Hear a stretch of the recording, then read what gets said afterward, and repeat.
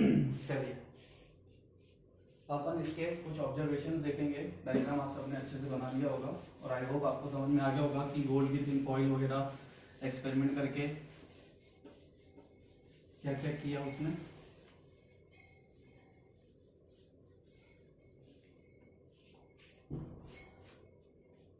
अब बात कर लेते हैं उसके ऑब्जर्वेशंस की। तो सबसे पहले अल्फा स्कैटरिंग एक्सपेरिमेंट था क्या, तो Rutherford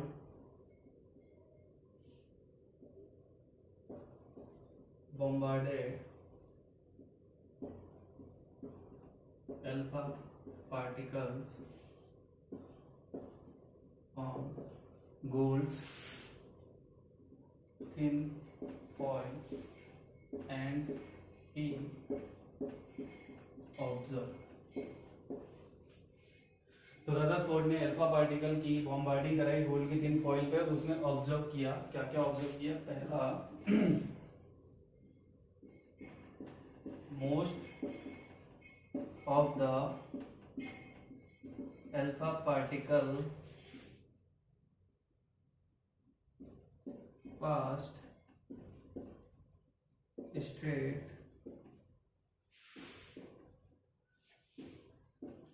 from gold's thin foil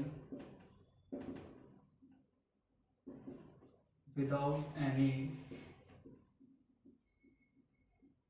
difference।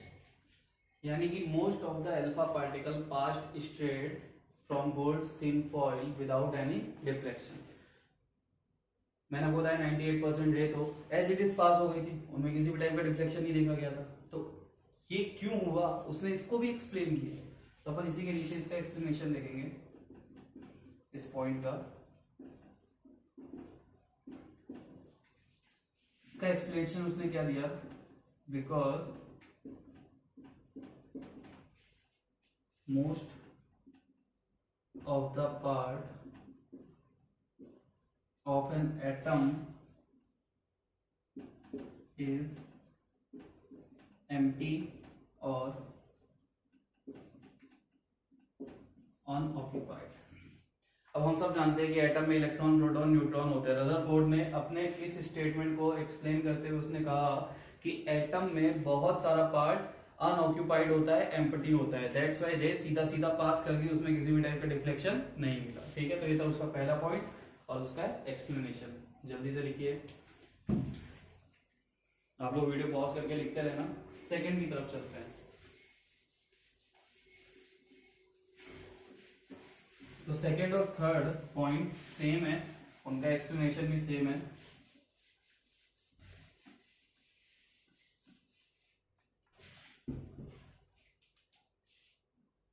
Second point है about 1/8000 अल्फा पार्टिकल और रे अबाउट 1/8000। यानी मान लीजिए अगर उसने बहुत सारी रे बॉम्बार्ड कराई है। अब एक बात बताओ, अपने पास एक बल्ब है, मैंने यहाँ पे लगाया हुआ, तो बेटा क्या उसमें से रे आप काउंट कर सकते हो कि उस बल्ब में से कितनी रे आ रही है? आप इनफाइनाइट बोलोगे ना, तो इनफाइनाइट रे ही तो अल्फा पार्टिकल भी जाके गोल्ड की थिन फॉइल पे गिर रही होगी। और ऐसा तो है नहीं कि मैं इस बोर्ड पे इनफाइनाइट रे बना सकता हूँ, नहीं बना सकता। तो अपन ने मोस्टली कुछ रे का ऑब्जर्वेशन देखा, बट ऐसी हजारों रे जा रही थी। ठीक है, तो 8000 में से एक अल्फा पार्टिकल या एक अल्फा रे डिफ्लेक्ट हो रहा था स्मॉल एंगल से। अपन ने देखा था ना, स्मॉल एंगल अपन ने देखा था ना, कुछ रे थोड़ा सा डिफ्लेक्ट हो रही थी और कुछ बड़े एंगल से डिफ्लेक्ट हो रही थी। थर्ड, अबाउट 1 यानी 12000 में से एक alpha particle deflected from large angle. तो ये सेकंड और थर्ड पॉइंट, यानी 8000 में से एक उसने क्या ऑब्जर्व किया, उसके ऑब्जर्वेशन में मिला कि 8000 में से कोई एक रे स्मॉल एंगल से डिफ्लेक्ट हो रही थी और 12000 में से एक रे लार्ज एंगल से डिफ्लेक्ट हो रही थी। तो इन दोनों का अगर आपको एक्सप्लेनेशन चाहिए तो इनका एक सिंपल सा एक्सप्लेनेशन है, याद रखो ये ऐसा इसलिए हो रहा था क्योंकि ये सेंटर के पास से जा रही थी, यानी कि बाकी जो रे जो सीधा निकल रही थी वो सेंटर से दूर थी, लेकिन ये सेंटर के थोड़ा पास में थी, दैट्स व्हाई ये थोड़ा दूर थी और ये उससे पास। जो दूर थी उसका रेशियो कम था, जो बहुत ज्यादा पास आ रही थी उसका डिफ्लेक्शन बहुत ज्यादा था। Fourth number, about 1/20,000 alpha particle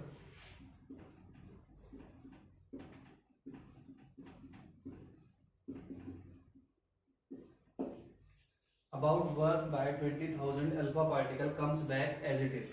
अपन ने देखा था जो रे सेंटर पे जा रही थी वो एज इट इज वापस आ रही थी, तो 20,000 में से कोई एक रे ऐसा कर रही थी। क्यों कर रही थी, इसका एक्सप्लेनेशन क्या है?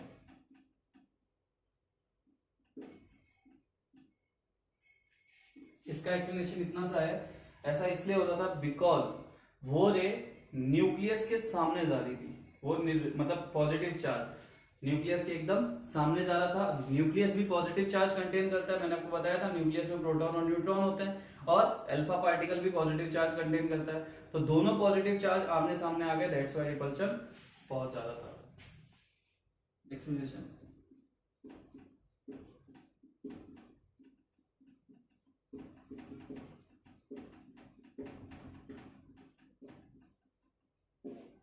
यानी न्यूक्लियस के रिपल्शन की वजह से। तो इन तीनों का रीजन तो यही है, न्यूक्लियस का रिपल्शन। लेकिन जो थर्ड वाला है इसमें वो रे बिल्कुल न्यूक्लियस के सामने जा रही थी, ये वाली रे न्यूक्लियस के थोड़ा पास से जा रही थी, और ये वाली रे न्यूक्लियस से थोड़ा सा दूर से जा रही थी, बट यहाँ पे भी उसका रिपल्शन क्रिएट हो रहा था।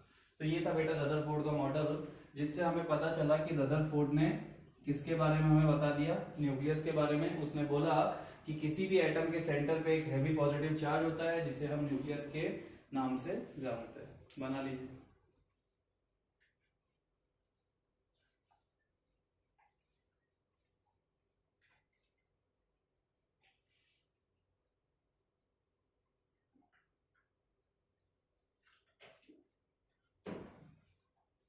चलिए लिख लिया होगा आप लोगों ने। तो ये था आपका रदरफोर्ड का मॉडल। आप सबको सारी बातें क्लियर हो गई होंगी, क्या होता है अल्फा पार्टिकल, कैसे क्या ऑब्जर्वेशन क्या क्या थे, और ऑब्जर्वेशन को देते हुए उसने क्या एक्सप्लेनेशन दिए।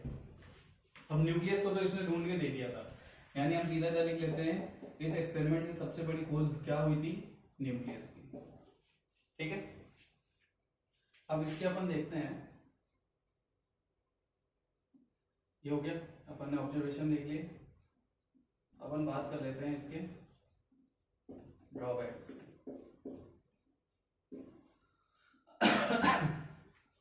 सबसे पहली बात, इसने न्यूक्लियस के बारे में बता दिया, ठीक है, बट इसका जो सबसे इंपॉर्टेंट ड्रॉबैक था वो ये था कि रदरफोर्ड ने एटम की स्टेबिलिटी को नहीं डिफाइन किया था। ठीक है, इसने एटम के वेव नेचर को नहीं डिफाइन किया था। तो सबसे इसका पहला ड्रॉबैक क्या है, रदरफोर्ड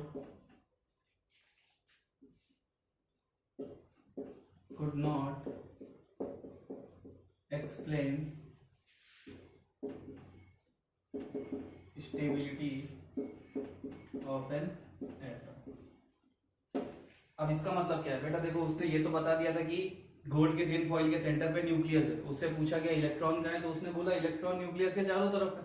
लेकिन मैंने आपको पहले दिन बताया था कि इलेक्ट्रॉन कहाँ पे है, इलेक्ट्रॉन न्यूक्लियस के चारों तरफ शेल में होते हैं, ऑर्बिट में होते हैं। मैंने उसके साथ साथ आपको ये भी बोला था कि ये बात बताने वाला बोहर था, और बोहर का अभी तक मैंने कोई जिक्र किया नहीं। तो इसका मतलब ये बात रदरफोर्ड को भी नहीं पता थी कि इलेक्ट्रॉन चारों तरफ है तो कहाँ है। अब यहां से एक क्वेश्चन जनरेट होता है। सपोज करो ये किसी एटम का न्यूक्लियस है, मान के चलो ये पूरा बोर्ड आपका एटम है, ये उसका न्यूक्लियस है, उसके चारों तरफ इलेक्ट्रॉन है। सपोज करो ये इलेक्ट्रॉन है, ये इलेक्ट्रॉन है। तो आप लोग सोचो कि ये पॉजिटिव चार्ज कंटेन कर रहा है, ये निगेटिव चार्ज कंटेन कर रहा है, तो बेटा इनके बीच में तो अट्रैक्शन लगेगा ना, न्यूक्लियस इन इलेक्ट्रॉन्स को खींचेगा ना अपनी तरफ, और खींचेगा तो इन इलेक्ट्रॉन को जाके न्यूक्लियस पे गिर जाना चाहिए, यानी ये इलेक्ट्रॉन जाके न्यूक्लियस पे गिर जाने चाहिए। अब सपोज करो मेरे पास एक रोप है, ठीक, और मेरे पास एक छोटी सी कोई हल्की फुल्की सी चीज है। अब मैं रस्सी खींचूंगा, मेरे पास ताकत है तो मैं खींच लूंगा ना उसे। मैं कब नहीं खींच सकता? जब वो बहुत ज्यादा हैवी हो, यानी मेरी टेंडेंसी उसको खींचने की ना हो। मुझे कोई एक कार दे दी जाए और कार में रस्सी बांध दी जाए, तो बाहुबली थोड़ी ना हूं जो उस कार को भी खींच लूंगा, नहीं खींच सकता ना। तो जो चीज मेरी टेंडेंसी में, मैं उसको तो अपनी तरफ अट्रैक्ट कर सकता हूँ, जो नहीं है उसको कैसे कर सकता? तो इलेक्ट्रॉन तो उसकी टेंडेंसी में है ना, एक सिंगल नेगेटिव चार्ज कंटेन कर रहा है और ये हैवी डेंस पॉजिटिव चार्ज होता है, तो इस इलेक्ट्रॉन को इसको इजीली खींच लेना चाहिए था, बट ऐसा नहीं हुआ। तो रदरफोर्ड इस बात को नहीं एक्सप्लेन कर पाए कि अगर न्यूक्लियस के चारों तरफ इलेक्ट्रॉन है तो इलेक्ट्रॉन जाके न्यूक्लियस पे गिर क्यों नहीं रहा। तो इसको एक्सप्लेन किया था बोहर ने, ठीक है। तो अब लिखो इसको, Rutherford could not explain the stability of an atom. लिखिए। तो यहां से क्वेश्चन जो जनरेट हुआ कि why electron does not fall on nucleus, तो इसको एक्सप्लेन किया था बोहर ने। चलिए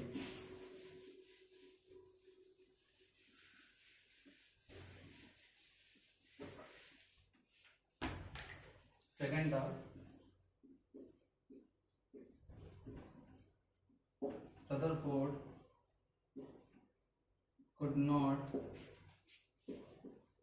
explain hydrogen spectrum। Rutherford hydrogen spectrum को भी एक्सप्लेन नहीं कर पाए थे और इन दोनों चीज को एक्सप्लेन किया था बोहर ने, ठीक है। तो पहला था कि इलेक्ट्रॉन न्यूक्लियस पे क्यों नहीं जाके गिरता, ये एक्सप्लेन नहीं कर पाए। स्टेबिलिटी को, एटम की स्टेबिलिटी को नहीं एक्सप्लेन कर पाए, और हाइड्रोजन स्पेक्ट्रम को भी एक्सप्लेन नहीं कर पाए, ठीक है। तो ये था आपका रदरफोर्ड मॉडल। अब चलते हैं अपन next.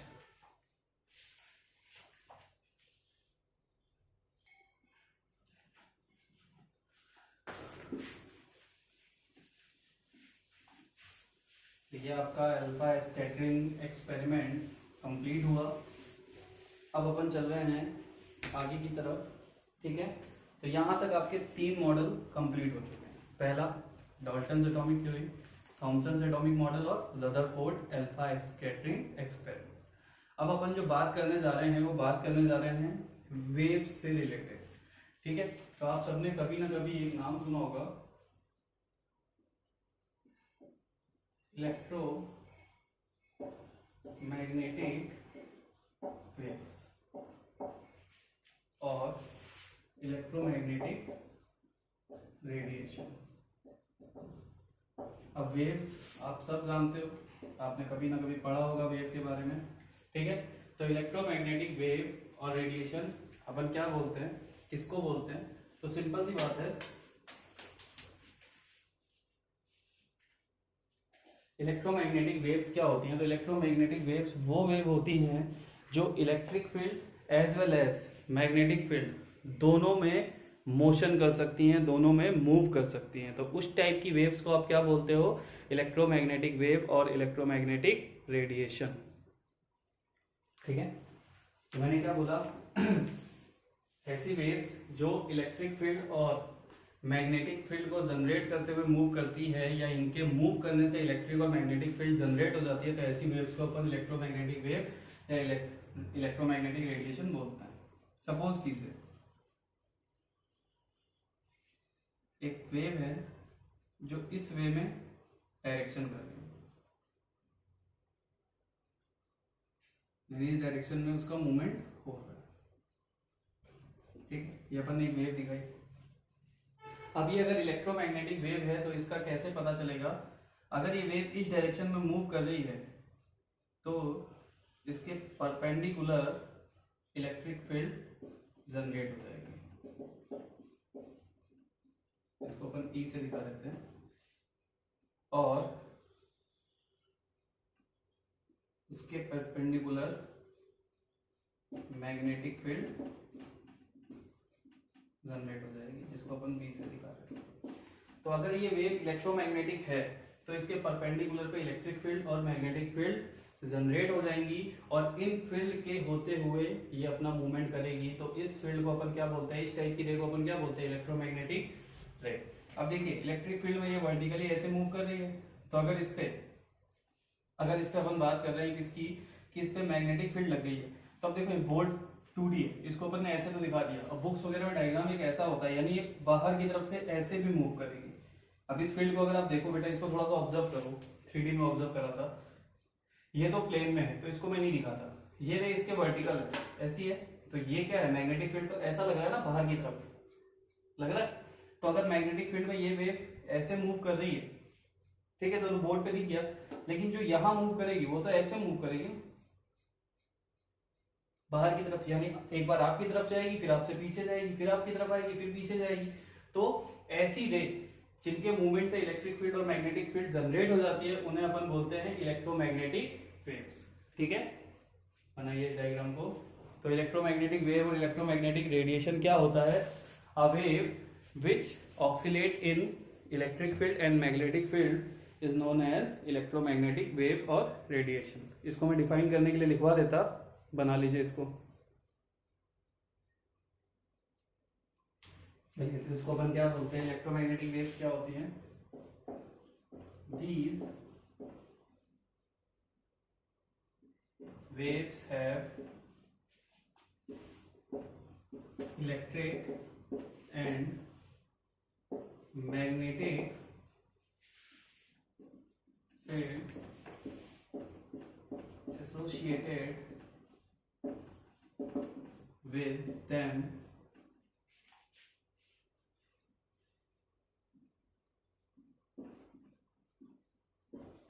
therefore are called electromagnetic waves।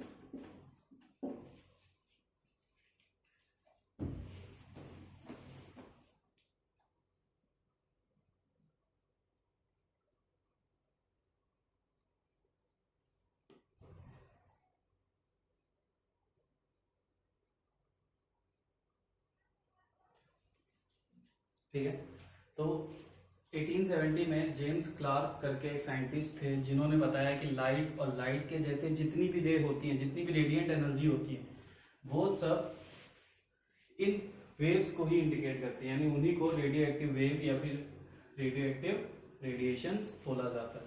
क्योंकि इनके पास ये किस में होती है, यानी ये जब मूव करती हैं तो इलेक्ट्रिक फील्ड और मैग्नेटिक फील्ड जनरेट करते हुए मूव करती हैं, या फिर आप ये बोल लो कि ये इलेक्ट्रिक फील्ड और मैग्नेटिक फील्ड दोनों में मूव कर सकती हैं, दोनों फील्ड के होते हुए मूव कर सकती हैं। तो ऐसी वेव्स को अपन क्या बोलते हैं, ऐसी वेव्स को अपन इलेक्ट्रोमैग्नेटिक वेव्स और इलेक्ट्रोमैग्नेटिक रेडिएशंस बोलते हैं। ठीक है,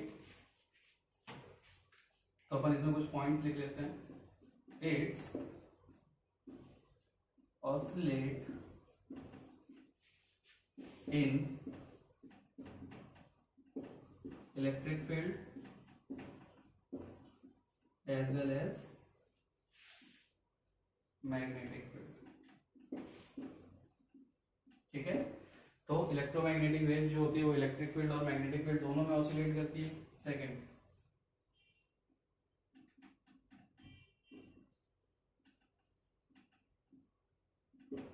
it's travel with speed of light. तो स्पीड ऑफ लाइट जिसको अपन इंडिकेट करते हैं c से, और इसकी वैल्यू होती है 3.08 इंटू 10⁸ मीटर पर second. It travels with speed of light. ठीक है, तो ये कुछ बात हुई इलेक्ट्रोमैग्नेटिक वेव्स की, इलेक्ट्रोमैग्नेटिक रेडिएशन की। क्या होती है, ये दोनों फील्ड में ऑक्सीलेट कर लेती है, और ये जो इसका मूवमेंट होता है, जो इसका ट्रेवलिंग पर्पस होता है, वो किसके तरह होता है, वेलोसिटी ऑफ लाइट की तरह। वेलोसिटी ऑफ लाइट एक कांस्टेंट वैल्यू है, जिसकी वैल्यू होती है, इसको इंडिकेट किया जाता है c से, और इसकी वैल्यू होती है 3.08 इंटू 10⁸ मीटर पर सेकेंड। अब बेटा अपन केमिस्ट्री में जो पढ़ते हैं, मोशन पढ़ते हैं, वो अपन वेव मोशन को ही पढ़ते हैं, लेकिन फिजिक्स में आप रे ऑप्टिक्स और वेव ऑप्टिक्स दोनों पढ़ते हो। तो रे ऑप्टिक्स में जब भी वेलोसिटी दिखाई जाती है तो v से दिखाई जाती है, लेकिन रे ऑप्टिक्स की जब बात की जाएगी, ठीक है, तो v से, और जब वेव ऑप्टिक्स को पढ़ा जाता है तो वहां पे वेलोसिटी ऑफ लाइट को c से दिखाया जाता है। तो अपन जितनी भी बातें करते हैं वो c वाली करते हैं, यानी वेव ऑप्टिक्स की बात करते हैं।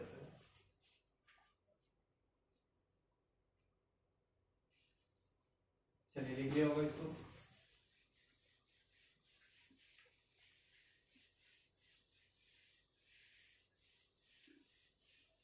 अब मैं आपको कुछ बेसिक फंडामेंट्स बताऊंगा वेव्स के बारे में, जिसके बारे में आज अपन बात करेंगे, और कल वेव्स से रिलेटेड अपन क्वेश्चंस करेंगे। यानी कल की क्लास से अपने न्यूमेरिकल पार्ट स्टार्ट हो जाएंगे। ठीक है, तो आप लोग हेडिंग डालिए।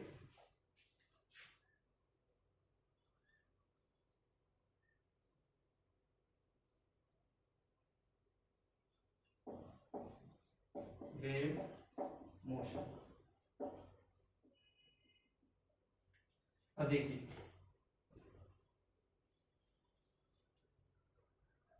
एक वेव को अपन ऐसे इंडिकेट करते हैं कि वेव ऐसी होती है,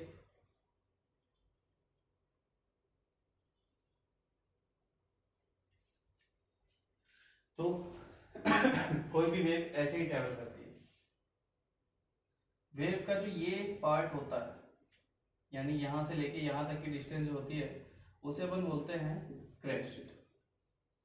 और जो ये नीचे वाली डिस्टेंस होती है, इसे अपन बोलते हैं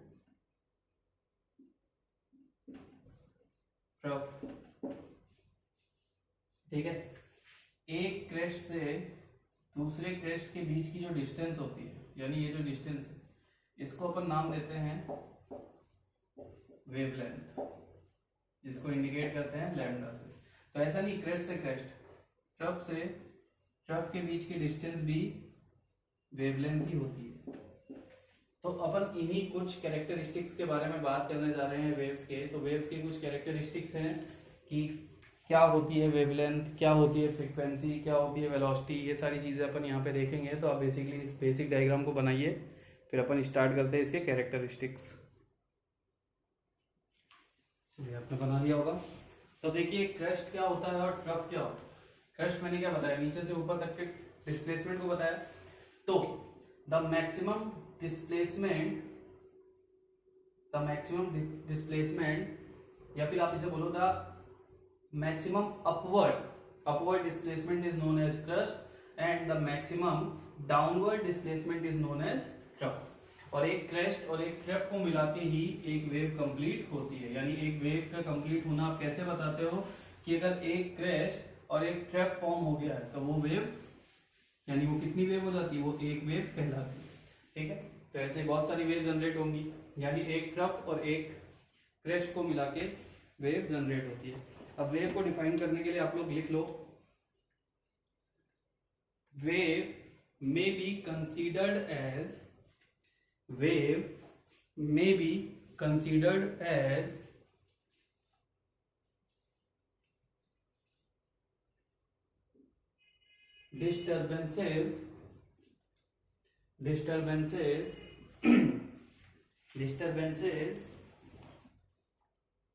which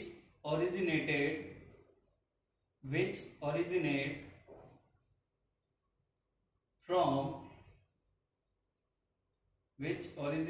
from some vibrating source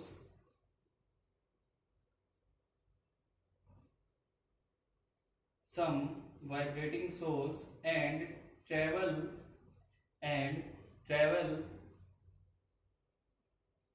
outwards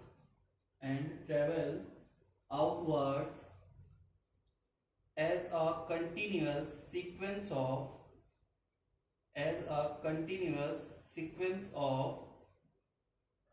alternating crests and troughs.